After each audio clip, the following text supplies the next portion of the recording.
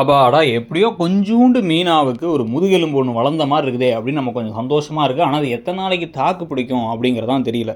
ரோகிணி மாரி ஆட்கள, மனோஜ் மாரி ஆட்கள்லாம் வந்து இந்த நாய் வால நிமிர்த்த முடியாதுங்கிற மாரி நிமிர்த்தலாம் முடியாது. இவங்களுடைய கேரக்டரே இதுதான் அப்படிங்கிறத கொஞ்சம் லைட்டா இப்ப தான் வந்து புரிஞ்சுக்க ஆரம்பிக்கிறாங்க. ஆனா, அதுல வந்து ஸ்ட்ராங்கா அவங்க இருந்தா பெட்டர் நமக்கு. இப்பவும் வந்து பாவம் அப்படின்னு சாப்பிட வைக்கலான்ட்டு. ஆனா, அடுத்த நாள் ப்ரோமோன்னு காமிக்கிறதே வந்து பார்த்தீங்கன்னா, சாப்பிடுங்க.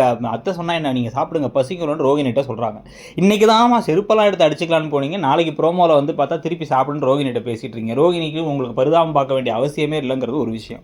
இன்னொரு பக்கம் வந்து பார்த்தீங்க அப்படின்னா வந்து இந்த ஒரு சத்யா திருடுனாரு அப்படிங்கிற வீடியோ திடீர்னு வெளில வந்ததுக்கு பிறகு இதுக்கு பின்னாடி சிட்டி இருப்பாரோ அப்படிங்கிற சந்தேகம் இருந்துச்சு. ஆனால் அந்த பார்ட்டியில் இருக்க யாரோ ஒருத்தங்க எப்படி சிட்டிக்கிட்ட போய் ஃபோனை கொடுத்துருப்பாங்க அப்படின்னு கேட்ட விஷயத்தில் ரோகிணிக்கும் சிட்டிக்கும் வந்து ஒரு சம்மந்தம் இருக்குது, அவங்களுக்குள்ள ஒரு பழக்கம் இருக்குங்கிறதே வந்து இத்தனை நாளாக வந்து முத்து மீனாவுக்கு தெரியாது.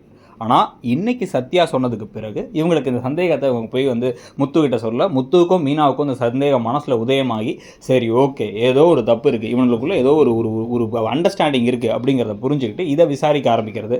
எல்லாரும் இருக்கும் போது வந்து ஓவராக ரோகிணி பேசும்பொழுது எல்லாம் சரி ரோகிணி, நீங்கள் எதுக்கு போய் சிட்டிக்கிட்ட கடன் வாங்கினீங்க, உங்கள் அப்பா பெரிய பணக்காரரு, சரி ஓகே 30 லட்ச ரூபா பணத்தை வந்து வச்சு 15 லட்ச ரூபாய்க்கு ஷோரூம் ஆரம்பிச்சிங்க, மிச்சம் 15 லட்சத்தை வச்சு ஏதோ கார் வாங்கினேன், அப்புறம் ஏதோ வந்து பார்ட்டி வச்சேன், அம்மாவுக்கு நகை வாங்கினேன், வாட்ச் வாங்கி கொடுத்தேன், ஏதோ பண்ணீங்க, சரி ஓகே எல்லாம் அது உங்கள் விஷயம். அதில் ஆனால் வந்து 10 லட்ச ரூபா எனக்கும் ரவிக்கும் வந்து எங்களுக்கும் ரவிக்கும் வந்து சேரணும், அது வேறு நான் வந்து சேரல, அதெல்லாம் கூட அப்புறம் பேசிப்போம்.